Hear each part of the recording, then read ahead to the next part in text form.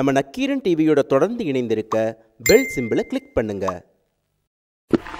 வணக்கம், என்னோட பேர் வளர்மதி. நான் பெரியார் யூனிவர்சிட்டியில் ஜேர்னலிசம் படிக்கிற ஸ்டூடெண்ட் தான். நாங்கள் போன மாதம் 15ஆம் தேதி கோயம்புத்தூர்லேருந்து நெடுவாசல் நோக்கி நெடுவாசலில் போராடிக்கிட்டு இருக்க விவசாய மக்களுக்காக ஆதரவு தெரிவிக்கிறதுக்காக 7 ஸ்டூடெண்ட்ஸ் போய்கிட்டு இருந்தோம். ட்ரெயினில் போய்கிட்டு இருக்கப்பவே குளித்தலை ஸ்டேஷனில் கிட்டத்தட்ட ஒரு 30 காவல் அதிகாரிகள் இறக்கி உங்களை விசாரிச்சுட்டு விட்டுறோன்னு சொன்னாங்க.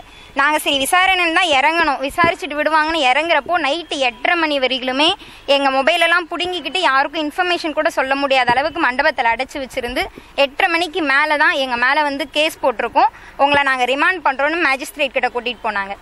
அந்த மேஜிஸ்ட்ரேட் கிட்ட கூட்டிகிட்டு போனதுக்கு பின்னாடி சிறைக்கு நைட்டு கிட்டத்தட்ட ஒரு 1 மணிக்கு மேலே தான் இங்கே வந்து சேர்ந்தோம்.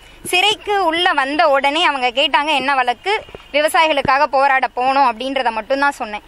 நாங்கள் உங்களை செக் பண்ணோம் அப்படின்னு சொல்லி கேட்டாங்க. சரி செக் பண்ணுங்கிறப்போ ட்ரெஸ்ஸை கலட்டி தான் செக் பண்ணுவாங்கன்னு சொன்னாங்க.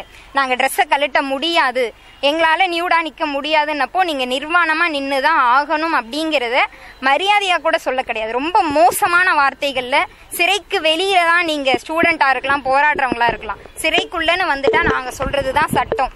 நான் ட்ரெஸ் இல்லாமல் கலட்டி நிற்க சொன்னால் நீ நிற்கணும், ட்ரெஸ் இல்லாமல் ஜெயிலுக்குள்ளே போட்டு அடைச்சி வச்சா கூட நீங்கள் அப்படி தான் இருந்தாகணும் அப்படின்னு சுற்றி 5 பேர் நின்று எங்களோட ட்ரெஸ்ஸை ரொம்ப வலுக்கட்டாயமாக கலட்ட வச்சாங்க. நிர்வாணமாக 3 முறை செக் பண்ணாங்க. இதில் நடக்கிற அனைத்து உரிமை மீறல்களையும் அனைத்து சட்ட விதிமுறைகளை மீறி இவங்க பண்ற அராஜகங்களையும் எதிர்த்து ஒரு விசாரணை கமிஷன் பணியில இருக்கிற நீதிபதி தலைமையில வைக்கணும்.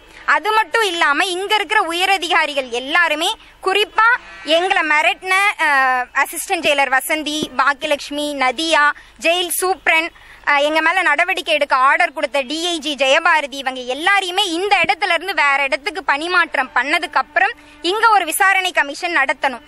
அப்படி விசாரணை கமிஷன் நடத்தினா ஒழிய ஜெயிலுக்குள்ள இருக்கிற எந்த கொடுமையும் வெளியே தெரியாது. அது எல்லாமே மூடி மறைச்சிக்கிட்டு இருக்காங்க.